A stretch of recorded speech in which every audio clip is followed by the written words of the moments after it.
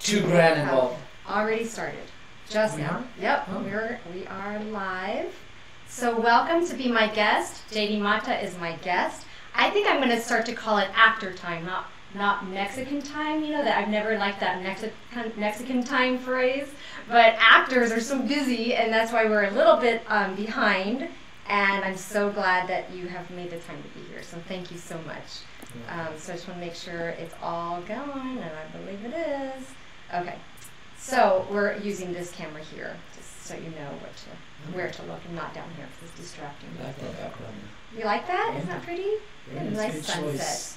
Thanks, and it switches out to a couple of different ones. Ooh. Yeah. So welcome. So you were in the middle of a phone call as you came here. So this is something exciting going on for you. So let's get to that in a second. But tell us a little bit about who you are and what makes you you. And you're so fantabulous. I'm so just thrilled to know you, and it's just fun to share our live stories. So tell them a little bit about what you do as a musician, actor, director, producer. Am I missing anything else?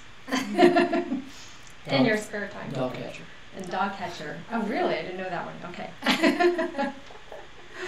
So Dream catcher. Oh, dream catcher. I like that. Yes. And as a little extra, because we didn't really have a theme other than to cover a couple of like what you're doing right now. Yeah. I put in there and any regrets that you had along the way. Mm-hmm. So maybe stir that over in your mind as you share with us a little bit. So if you would, share. Sure.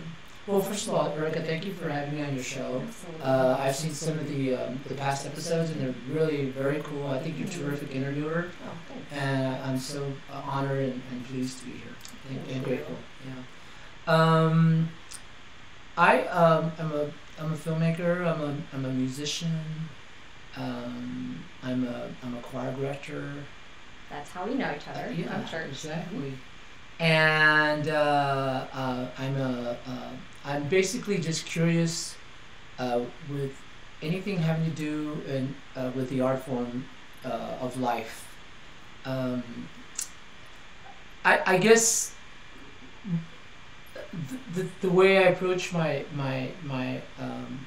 way I approach life as an artist is I just let it flow. It just comes natural to me. I attribute it to my DNA. My great grandfather and my grandfather, they were a traveling circus. The whole family in Mexico. They were gypsies and traveled, and they were jugglers, they were musicians, they were actors, and the whole family was just a traveling circus in Mexico. Wow. And then my grandfather was a saxophone player, trombone player, piano player, guitar player, singer, an actor, and it's definitely and a family. my father was an amazing piano player, an amazing singer, and an amazing trumpet player with beautiful tone, and it's in my DNA, and I'm the lucky one. I'm the fortunate one that gets to live it in and has the potential to not live that lifestyle. But although my father couldn't do it, my grandfather could do it because they had to work. They could only. My grandfather he drove a diesel truck, and at nights he would play. And as a matter of fact, the night that he had a fatal heart attack, he was coming home from a gig at 61 years of age. Wow. So he was always playing music at night and working through the day because he had 7 kids. And my father was not ever able to pursue his artistic dream because he had us. And I'm the lucky one. I'm the fortunate one that gets to. I'm on their shoulders. That gets to live out the dream and do it at the level of the highest order. And so I take it very serious. Although I don't. Rule number 62: don't take life so serious, and I don't. However, I am committed I can learn from you on that. Yeah, I am committed to the craft. I've been here since 1999. October 7, 1999. Wow. I drove into LA. I knew I was home, and I'm here forever. I'm here to the rest of my. I did. A part of me did because again, I'm a performer. Like I said, I'm a musician. I'm a filmmaker. I'm a singer. A part of me Yeah, of course. Wants to be famous. I mean, that's just me. And but I know that it's work, and as I've evolved as a in what I do, I found out that it's so gratifying. It's such that I found my niche in life. That I find that so it doesn't matter. I mean, yeah, part of me's like anyone else. You want fame and fortune, but the reality is, I am already a millionaire in my heart because I'm doing what I found my niche in life. And so I could be doing this. I'm going to be doing the rest of my life, and in my heart, I feel like a success already. Absolutely. And I know that was the short answer. It was a great answer. I'm sure the long one's wonderful. And I'm sure your dad had no regrets. You can drink on stuff, that's fine. I've always been told that unless, whenever you're doing a speech, or even if you do a speech in front of people, or unless the other person watching has something to drink, so everybody it grab can be your rude. But I guess it's more rude. Water. It's probably more rude to not be on the screen. Yes. Just so everyone knows that's what you're doing. But what I was going to say is, I'm sure that your father was very happy, not feeling like, oh, I didn't reach my dream, because he had all of you. Right. And yet you also see, wow, he passed this on to me. I take this seriously, that I'm going to do a good job at this, and this is real. This isn't just a hobby. And since you can, and you are right that you're lucky in that you can live this as a career, because that's I think the hard part for most people is, how can I make money at this and do it? As we know, with struggling artists, it's hard to get to that point, and you have, and that's awesome. So I wanted to share. Will you share kind of some of your top, like, I starred in this movie, that's one of my favorites. I've produced this film, that's one of my favorites. Musically, kind of like, what are your top favorites, if you would share that with us, because it's a long list of what you. When I asked JD, I said, "Can you put together like all the things that you've done?" He looked at me and laughed. That's when you know it's successful, because it's a very long list.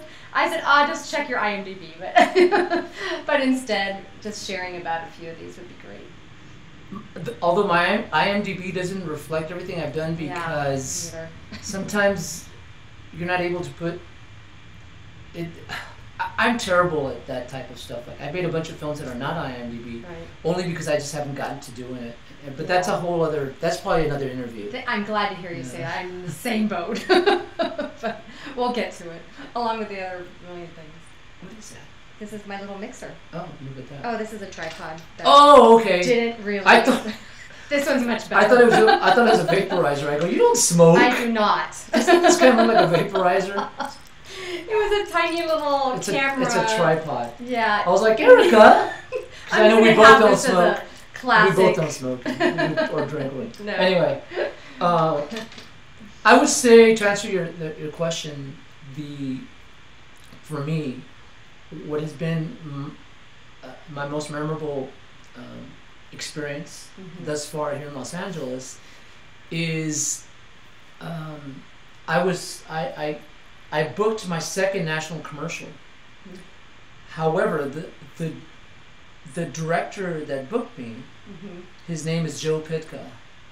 Joe Pytka, Pytka. Look that guy up. Just Google that guy. That director, that guy. He's a giant. I mean, he really is a giant. He's like 6'7". He's tall. But he arguably, I would say, he's probably the greatest living commercial director. He directed John Lennon. He directed the Beatles anthology, Free as a Bird. He directed that. He directed all the Pepsi commercials with Michael Jackson. Wow.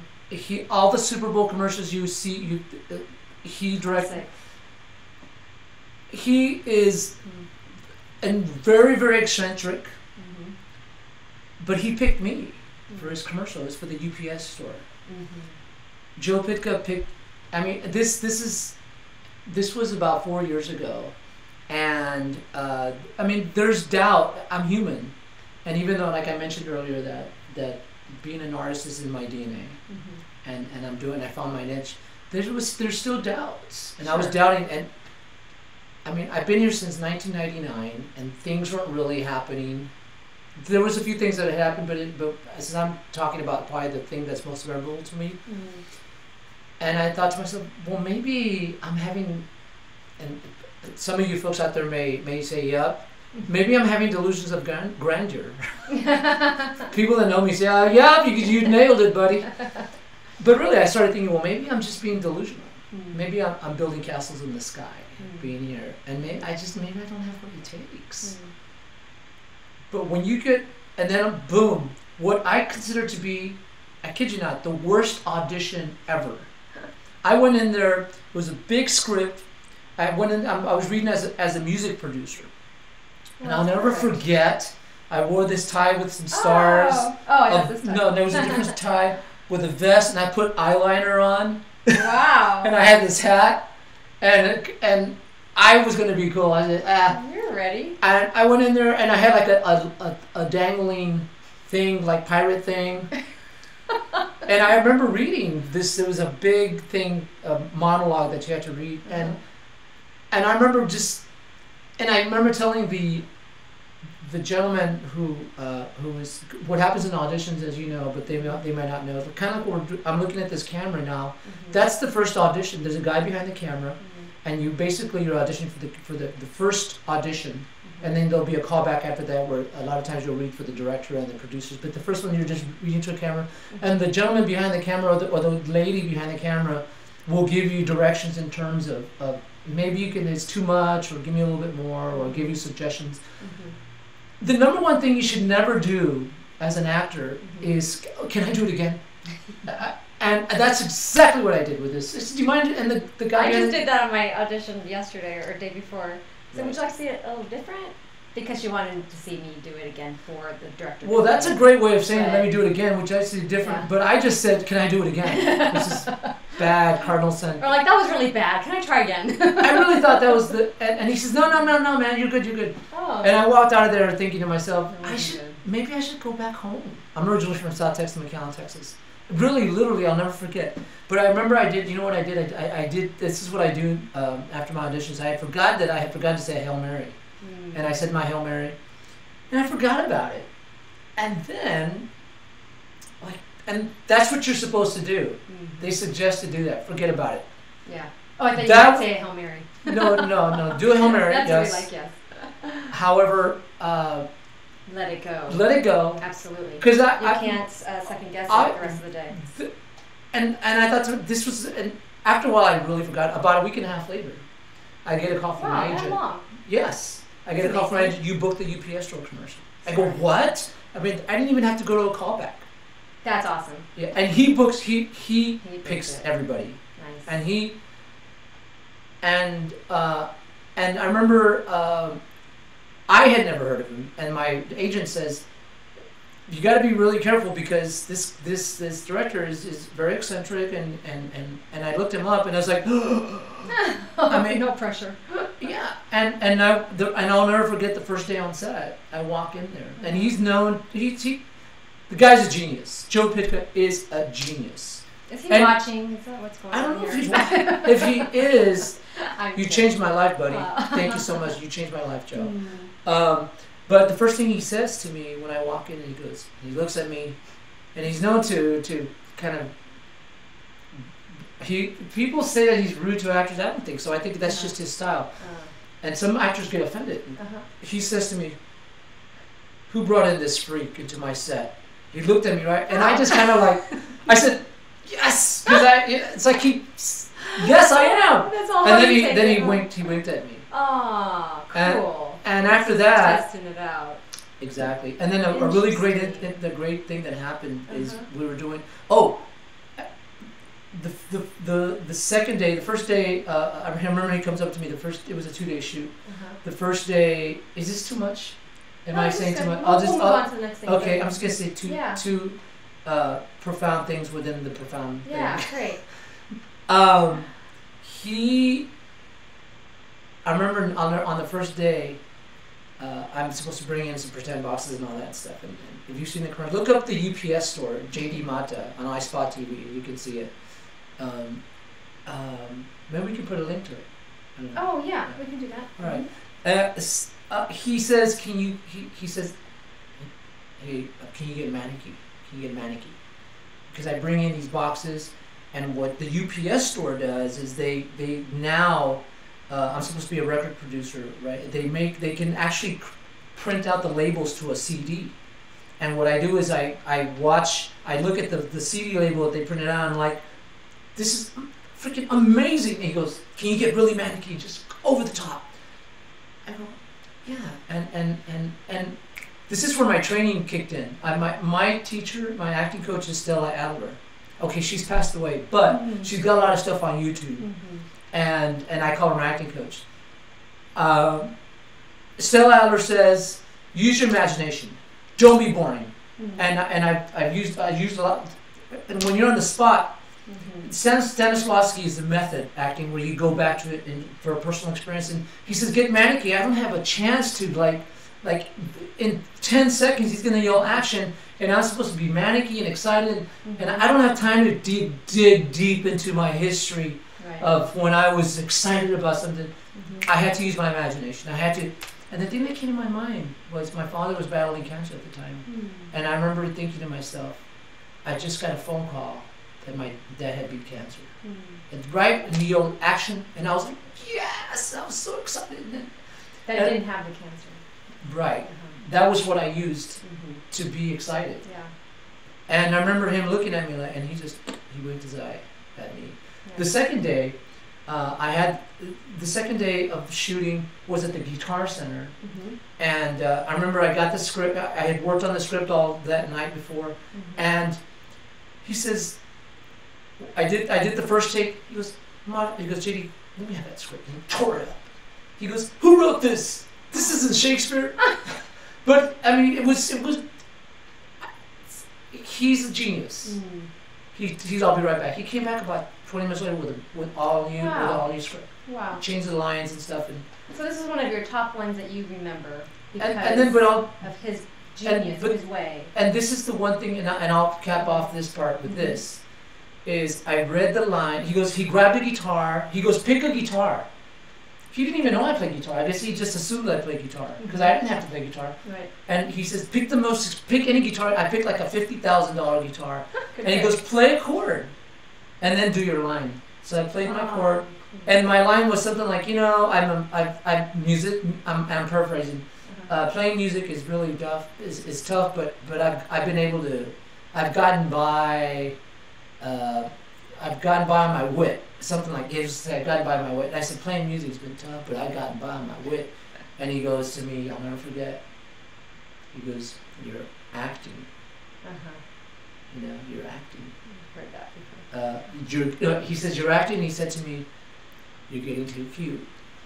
So this is so people who aren't actors, you don't want this said to you because acting is not acting. Right. It doesn't make any sense. Well, you want it said to you as a correction. Sure. But I'm saying that's not. I'm letting them know what that means. That's not like good job. It's like. Oh no! Change this. No, I've been told that. Good. Yeah, but the moment that he said it, and he saw it, because he knew for some reason he saw in my eyes that man, I tell you what, being a musician has been brutal, but I have gotten by my wit. See, that was real because I was really sick, and that's what he tapped into for me, that I can use, I'll never forget. Yeah. The fact that's what makes him a genius is that he knew exactly when to say it. It didn't hurt my feelings. And I remember thinking to myself, "You are so right." Yeah. You're right. That's what makes a really good producer, director, is they spot it, they catch it, right, and they direct you, and they find that in you that they know you can do it. It's just getting you there. And that was always said. It was always said. And this was back when were you acting only? You hadn't directed yet. Oh no, I had already been directing. Oh, you had already. Oh okay. Yeah. This is about 4 years ago. I started directing in 2002. Recent. Okay. Yeah. Okay. This is 2012, I think, is when I did this last commercial. So you started off acting first?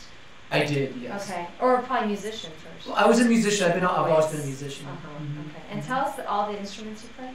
Well, I play saxophone. I started playing saxophone in the band. Okay. And then I played. Then my dad taught me my first chord, my first guitar. I played guitar, and then I played piano.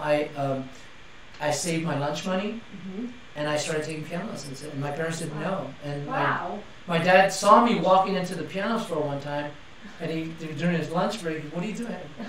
I don't know why I didn't tell him. This was in junior high. And he said, "Well, we had to get you a piano," and they rented a piano. Then my piano instructor died. He was an old guy, Mr. Pearsall, was a lovely man. And then I didn't play piano again. And then I was a sophomore in high school, and I hadn't played piano. I had just taken like 4 lessons, and there was a cheerleader that sat behind me, and she was gorgeous, and I was in love with her. And I don't know why I said to her, I wanted to impress her. Sure. I said, "I wrote a song for you." And you hadn't yet. On the piano, I said to her, because I was into Barry Manilow at the time. Okay. I wanted her to think I was Barry Manilow. I said, I think before he came out. Anyway, but did it work? Well, she said, "Great, can you come for over?" those of you out there, find somebody. She said to me, "Great, I have a grand piano at home. Can you come over this weekend and play it for me?" And had you written it? There was only one problem. I didn't play piano, and I hadn't written a song. That's what I was afraid of. So you learned in a weekend. I learned in a week. I went to the band hall, and what I did was I extrapolated the guitar chords onto the piano, and I wrote the song. And we're Facebook friends now. Oh, yeah. That's so sweet. She's actually divorced now. Oh, well. Anyway, what? No, I mean, which is good for me because if I. Okay. I mean, I didn't cause it. I mean, right. But I did. So after all these years, write her another song. I know, right? So that was your That's how I started playing piano. So thank you. That's how you started playing piano. Yeah. You shared with us the momentous commercial was a big deal for you of learning from him. Yeah. And amidst everything that you've done with films, musical performances, actually, can you touch a little bit on the musical performances? That's fascinating to me. Sure. Of what you do and where you go and how that works. But before that, another highlight for me in terms of the film and TV industry is I've wrote and directed 12 feature films. You can find the trailers online on YouTube. Just put in J.D. Mata YouTube and easy. From 2003 on, my first film was Pan Dulce, and I did a movie called The Divorce Ceremony with Apollonia from Purple Rain. Wow. Apollonia Couture is amazing. My first 2 films, Pan Dulce and From Behind the Sunflower, it stars Jeff Conaway, who he was in Taxi and he was Nicky from Kaniki, but he passed away, and he was supposed to play. The last movie I did it's Orson's Last Dance. You can see it also if you Google Orson Last Dance, the last film that I made. No, I'm sorry. The last film that I made is Chasing Steeples, which I'm editing right now. Okay, Chasing Steeples. Yeah. Okay. But Orson Last Dance is the second to last film I made, and it's about a person with Down syndrome who wants to make a movie and take it to Sundance. And Jeff was going to play the person with Down syndrome. And there's an interview. If you Google Jeff Orson's Last Dance final interview, he talks about how he felt that this movie was going to win him an Oscar. Wow. And about 3 weeks before we were supposed to start shooting, he passed away. Oh my. Yeah. But in terms of, but also I just wanted to say that I was also on True Blood on HBO. I played Theo Luca. Good. Yes, I wanted you to mention this. Yeah, and that was another highlight for me because it's HBO and it was a big break for me in terms of just being able, like I said, I talked about where I had the opportunity to do this. Yes. And a platform that's you can't go any higher than HBO, True Blood, and not that I hope I'm not coming across as braggadocious. No. But it's just the reality is we get to do this at a level, an elite level. You're happy, you're grateful for that. I'm very grateful. I'm grateful, and the only reason I can do it, I'm able to do this, is because it's the DNA that I have. I'm standing on their shoulders, and that's why I take it. Like I said, I don't take life too serious, but I do take what I do serious in the industry. Yeah. But in terms of music, I'm a choir director at church, and that's how I met Erika. And I'm the choir director for the Spanish Master of 3. And I've been a choir director all my life. When I was in 6th grade, when my dad taught me my first guitar chords, evidently somebody squealed on me that I played guitar because I was in my religious education class, CCD as they call it. I think it was 5th or 6th grade on a Saturday morning, and I remember a nun coming in, and she looked at me, and she pointed at me. She goes, and I was like, me? And I was like, what did I do? And she gives me a paper. She goes, you will be at room 2 on Saturday morning at 10 a.m. This is when we're going to have rehearsal for the choir. Bring a guitar. We know you play guitar. Wow. And I remember going home and telling my mom, I go, I can't do this. I was really nervous and anxiety ridden. I can't be in the choir and play my. When, and my mom said, when a sister tells you can do it, you can do it. Well, yeah, but I was not going to do it. And I told my mom, I'm not going to do it. And she goes, well, don't. I go, great. So I gave my mom the paper. And I go, and she goes, what's this? And I go, well, so you can call Sister, I think it was Sister Jane, that I'm not going to be there. And she hands me back the paper. She goes, no, if you don't have to go, but you have to call her. Well, now, I'm not going to say how many years later, but I've been a choir director my whole life, and I've been in choirs my whole since then. Yeah, exactly. So I've been in the Catholic choir since then. I've been the choir director at St. Charles now since 2000. 2000. Since 2000, yeah, exactly, 17 years here at St. Charles, North Hollywood. But before that, in McAllen, Texas, I was a choir director at Lady Perpetual Help. Shout out to OOPH and Our Lady of Sorrows in McAllen as well. Okay. So I've been a choir director. I'm a piano bar. I had a band. I had a Tejano band in South Texas. It's called Grupo Eternidad. And then I was with another Tejano band, La Ganga, which was really, we used to do shows for 40, 50,000 people. And these Tejano is huge. What's Tejano? Tejano is Tex, Tejano, Tex, and Mexicano. Okay. Texicano, Tejano. And it was Tejano music. Okay. It's what Selena,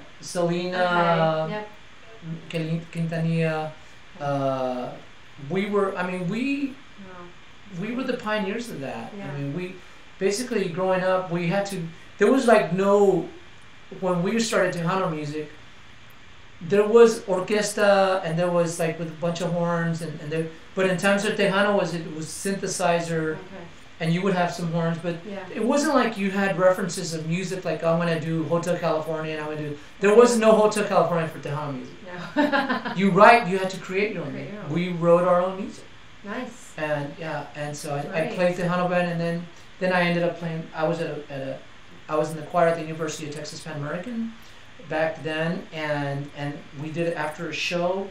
We went to a bar, and it was a brand new bar. They had a piano there, and they were all egging me on to play because they knew I would get on the piano and sing. And I went and I sang. I did a song after our show, and the owner, John Simon, was a place called JT's back in McAllen. He says, "Hey man, you're all right. Can you play this song?" And he gave me the music, and I go, and it was New York, New York, and I kind of knew it, so I started playing it. When I turned to the last page of New York, he had whited out all the words and all the notes. Wow. But I continued playing because I kind of knew it, but I winged it really well. And he says, I do that as an audition for musicians to see how they handle pressure. You were great because you want to play here. And I ended up playing there for about 8 years, piano bar. I can't believe he tested you like that. I know, baptism by fire. Yeah. And then I moved to Los Angeles, and I still play. And then as a musician, I feel like I'm at my strongest point ever. Awesome. Because I rehearse every day. I've written a ton of songs. And I did Instagram a couple of your songs. It was just, remember that when you stayed after rehearsal, was it? Oh, and you were talking and you played a couple of your songs for me, and I Instagrammed. If you want to follow me on Instagram, it's Erika.Toraya3, because I put some cool people and cool things on there. But we will have to put your link on. Yeah, JD Mata 13 Instagram. I follow her and she's great. Yeah, but JD say it one more time. JD Mata 13 JD. Okay. It is changing the background. I love it. It is. Yeah. Oh. I'm glad you like it. And so, but this is your passion, and this is living it, and what you are sharing too is the determination and the long haul of it. And I love how you started off with, this is what I'm going to be doing the rest of my life. That is. I literally met with a friend yesterday. He does some coaching for actors, and kind of talk about goals and what I need to be doing, what I need to let go, blah, blah. And I told him, I said, I don't know how long this will be. It's really hard to make those goals. Because and you also did say about going with the flow of it. But I don't know how long or what's to come. Obviously, we don't know what's to come in life. But I really appreciate how you said that. As far as you just know, this is me. This is what I do, and I love it, and I'll do this for the rest of my life. And that's a beautiful thing. I mean, it's been I just know in my heart of hearts that this is it. This is what I'll be doing the rest of my life, because I've also invested a lot of time, a lot of personal time. For example, it was my dad's 5th anniversary. He passed away June 27, 2012.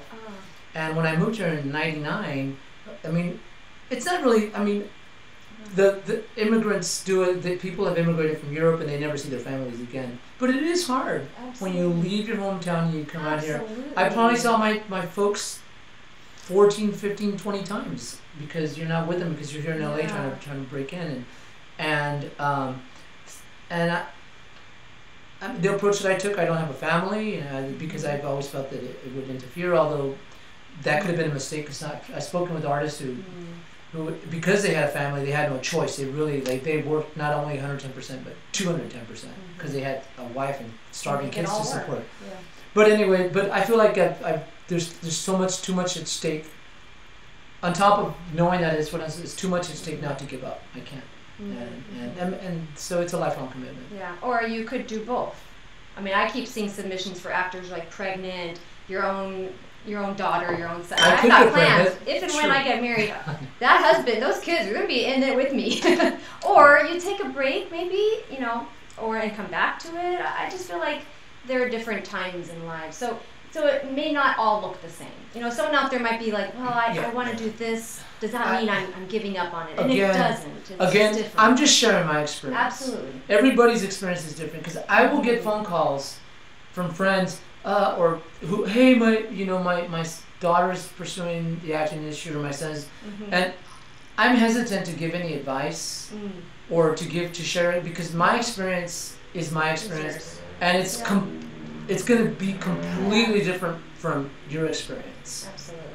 Yeah, that's where everyone has to find themselves. You got to find yourself. I know that I found myself. I found my niche. For me, I can only speak for myself. Right. I'm like a pit bull in anything I do. Once I cling on, I just won't let go. And I'm not letting go. I mean, until the casket closes. I hope that's a long time away. I hope that didn't jinx myself. No, that's a reminder. So right now, your life doing what you're called to do. Right now, I'm thinking outside the box, like literally thinking outside the casket, thinking outside the box. No, watch next year. You might have this happen. Okay, I'm just playing. You write a new song for that girl, and then you guys get married, and then you're back on here saying, forget that. No, I wanted to have a family with her. No.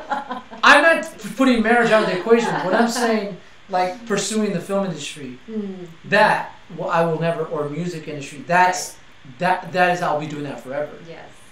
I mean, or you won't see me, I won't teach, or I won't go back and get a law degree or whatever. But I'm going to be doing this for the rest. That I will. But in terms of marriage, I don't want to jinx myself. If I say I'm never going to get married, you're right. Next year, I'll be here with Ronnie. I'm not going to say her last name. Oh, we got a lot of information. Well, let her know about watching this later on YouTube. Totally. So looking it up. So this is Be My Guest, and with J.D. Mata. And so what would you say? It doesn't sound like you have any regrets for anything. If you did, is there anything that you would do differently? In terms of regrets, the one thing that I do regret is that I feel like when I was younger I didn't practice enough. I didn't practice my guitar. I always knew that I had an innate ability. It was just but I didn't nurture it. I just assumed, I play guitar, I play piano. Right. But now, I mean, like today I spend, 2-3 hours just practicing my guitar, and just practicing the piano and writing songs, and as consequently I've become a lot better. It's like, whoa, I can actually play leads. A part of me felt like, I don't have the ability. There was a little bit of a gift. I was gifted a little bit by God, and then some people are gifted a lot. where they don't really need. But for me, I needed to work at it, and I've gotten. So if I could say, if you could hear him, he's amazing. And Thank you. please do go on and find it. Then they can find your oh, music absolutely, too. yeah. As a matter of fact, Yes, please. oh, is it the app? this is the app. Okay. Yeah. Exciting news. Yes, this is breaking news right now. Yeah, I don't even really. I was just on the phone. One of the reasons I was late, and I was because I was on a conference call with Joe. He said it. He's gonna kill me. It's Quite Frank Productions and Joe DiMizio. I'm sorry, Joe. I'm butchering your name. DiMizio, right? Yes, DiMizio. It's Quite Frank Productions that's creating this. It's an app. It's a JD Mata app. That's the producer of this app. I have to mention is Diane Burrows, and Diane Burrows is this genius of a writer. As a matter of fact, we wrote a pilot together that we pitched to Freeform. That's a whole other interview. I can go off in this sense, but we'll have him back. Yeah, but Diane Burrows is producing this app because she believes in me. She believes in my music. That's awesome. And she believes in and then there's another person. The team is Hannah Sussman, and she's she's like this quintessential Jewish go-getter girl. And works for you. Right, yeah, definitely. So we have a team. It's Joe, Quite Frank Productions, Joe DiMizio, Diane Burrows, she's the executive producer of this project. And Diane is famous, literally famous for, she was a showrunner she had a show called Still Standing on CBS for 4 years. Anybody that can have a show on CBS for 4 years is just, yeah, she's been at the top of it. Yeah, she was at the pinnacle of success. And she still is. And we've become friends, and she's been very, very good to me. And so she's producing this, and this app, it's the JD Mata app. And you'll be able to, on this app, you go to the app, you download the app, and you can find my music. If you go to the Apple Store, and you put in JD Mata, You'll go to right, exactly. Yeah. You put in JD Mata, then you can download my app for free. And it's your music. My music, and then a lot of my Christian songs. We haven't really talked about this, but a lot of songs that I write are I've written some Christian songs, and we're going to really market those too. Beautiful. As well. Yeah, and we're still going to talk about our play together. That's right. Yeah, we want to take a little show. So watch out for that. That's yeah, exactly. Cool. In fact, I already scouted out a space.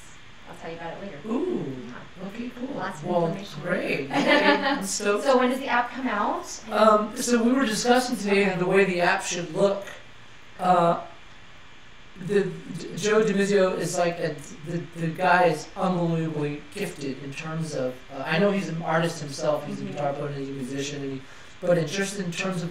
He was explaining to me the color scheme of the app and the design of the app, and everything he was saying makes perfect sense. Yeah, you had him on speaker, and I thought you were buying a guitar. I was saying, well, I don't like the guitar that you picked because I would not play that guitar. But it wasn't so much about the guitar that I played; it was about the color scheme of the guitar. It made a lot of sense because the app's are really little small. The logo, we're talking about the logo for the app. So that has to look good. It has to look good. The colors have to pop. There's a lot of things that go into play that I was just not aware of.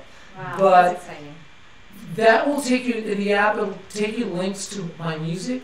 It'll also be taking you links to like the music videos that I've made.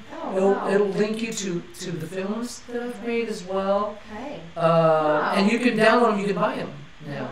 I don't have any of that. It's like if you where do you can Google JD Mata. You go to YouTube, and there's links to all my songs and stuff. Or go to ReverbNation.com, JD Mata, and you can have there's a bunch of my songs there. However, there's no way to download them. This app, you will be able to. You'll always know when. Also in this app, you can if I'm doing a show somewhere, you'll know. If you want to know what's going on in terms of if you want to see me play somewhere, or you want to see a certain film, or you want to download a song, maybe you hear a song at church that I sing as a meditation hymn, because sometimes I'll do Facebook Lives and I'll do the meditation hymns. Oh, cool! And it's like, where can I get that song? It's like now you can with this app you'll be able to download it. Right. Nice. That's very cool. Yeah, I'm really stoked about that. Yeah. Well, thank you for sharing about that. Of course, People of course. can find that. Yeah. And pretty soon. Very soon. Okay. Yeah. I should have had you just play a little piece Oh! of the song. I was gonna bring my guitar. Do you have a guitar? I don't. I was gonna bring my Can you do guitar. something a cappella for us? Acapulco? Acapulco. Did you get my text about what happened at church? No. I'll tell you later. Oh, I told you. What happened? Oh The yes. musician didn't show. Oh, I was gonna talk to you about that because And I was the maybe. lector. And you And did it that. was like, we walk up, usually there's great music, and we have great music at St. Francis. And I just got this, and the whole homily, the whole gospel is about do not be afraid and stand for God. And I was so scared, but I felt like we've got to have at least one song during communion. We need a song. So I did. I asked the lead altar server guy, and I said, "Can I lead us in song?" He's like, "Hey, if you want to do that, great." So She I sings did. lovely. But it was a I'm good. cappella. Yeah, great. But at one point I cracked and I smiled and went away from the microphone. Let me ask But you. people were singing with me. I said, "Please join me in Be Not Afraid," because I Great. just looked up like a quick. God just totally showed me the page. And were people singing? Yes. Well, then that's the job. It was wonderful. As I a- felt so supported in that. So, Well, then you it A plus because our job as cantors. I want to do a video about this. Our job as I'm cantors, not a cantor. or even my job as a choir director and with the choir, is not to sound. I mean, you want all beautiful It's and gorgeous. to lead people in singing. Yeah, so you can I sing, so love you can that. listen to us. It's not a No, performance. No, it's not a performance. It's It's a we lead. are ministers. Yes. Our job is to facilitate, to Yes. encourage people to sing. I love I mean, singing you with can people have- who have that motto. Absolutely. Not just, oh, I'm just going to have to be quiet and listen to your beautiful Right. voice, because there's no way I can match that. But it's different when someone goes into it with that, which is what it's about. That's the ministry. Yes. It's to invite. If people want to listen to music, I mean, they can go to the JD Mata app. You know, I mean, but if you're a church, my Yes. job is to get you to sing with me. Yeah. Because it is the liturgy of music. Right. You have Let's the see how liturgy. we're doing on time. Oh, Can is we it have time? you, yeah, it's been almost 45. I'm trying Oh to my keep God, it to yeah, 30 yeah. minute. But is there Sure, sure. some, could you do a little, a 2-minute, like, acapella? Absolutely. something? Yeah, why not? Yo te amo mucho y yo me entrego a ti. Oh mi Dios, tú me diste la vida y sanaste la herida que el pecado me causó. Yo te amo mucho, and you know how much I love you, and you know how much I care. Oh my God, since you've given me this life, and sustain me with your life from my sinfulness and strife. Awesome! Thank you. I love how you're just like quick, went right into it. I love it. That's That's what I do. beautiful. Oh, and you just Kinda. got to hear his piano. I just love the piano. It's so amazing. Thank you so much for being here. I know Thanks you're for so having me. busy, and you were so Thank you. willing. I mean, you were just like happy to, and I love that. It was So my pleasure. I What an really honor. wanted to Thank you. share you with everyone, and Oh. so I'm glad you were able to share about your app and find him, see this amazing person in his films and commercials and music. Thank And you. look out for more to come, and the app for sure. So I know where to find you: Instagram and just web. It's right? Instagram, JD Mata 13, Okay. Facebook, Mhm. JD Mata, Okay. and MATA. MATA, and then just the JD Mata app will Yes. be up really very, very, very High soon. five. That's awesome. I've never even heard of someone having their own app.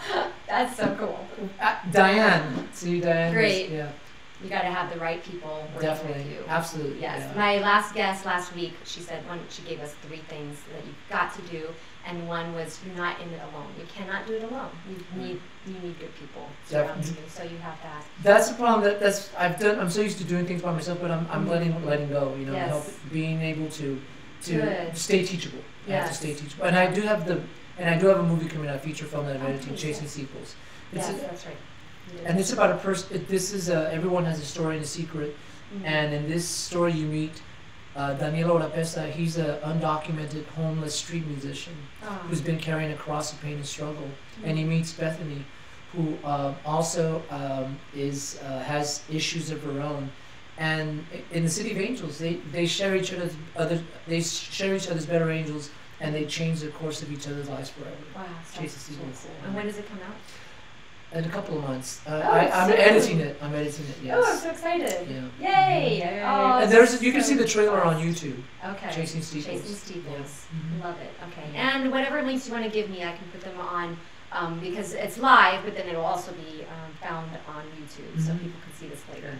So we can add those links. Great. Fantastic. So, okay, cool. Thank you again. Thanks for being part of this Be My Guest show with JD Mata. And so find all these wonderful. I just want to say thank you for the opportunity for Absolutely. me to share a little bit about me. Yes. And I'm humbled and I'm grateful. Thank you. And he is very humble because you're very talented. Thank you. And I love the gratitude that you have about it. It's not just, I'm pretty awesome. So thank you all for being here. Be a blessing to all those around you, and join us next week. I'm not sure yet. I've mentioned Paul Rodriguez, and we're going to be in a play in September. So I mentioned my guest show, and I said, would you be my guest? So I'm not promising, but before he leaves for July and some filming he's doing in Miami, I believe, it would be so great if he could be my guest. I would be like, if he's your guest next week, I'm like his opening act. Yes! I opened up for Paul Rodriguez. So I'm hoping, and if not, it will be someone else. But I do have Tadeo, hopefully in 2 weeks, and he's was a professional soccer player, and he leads a workout in Santa Monica. And he just does a lot with his company. We can just learn so much from him. He's a go-getter, and he is super kind and talented. So I'm blessed to know all of you amazing people. So he'll be in 2 weeks. Wow. So I'll be posting when the next show will be. With actors, sometimes the time changes. So with Paul, I'm not sure it will change, but we'll see. Hopefully. So keep. You can do it, Paul. You can do it. Thank you all again, and we'll see you soon.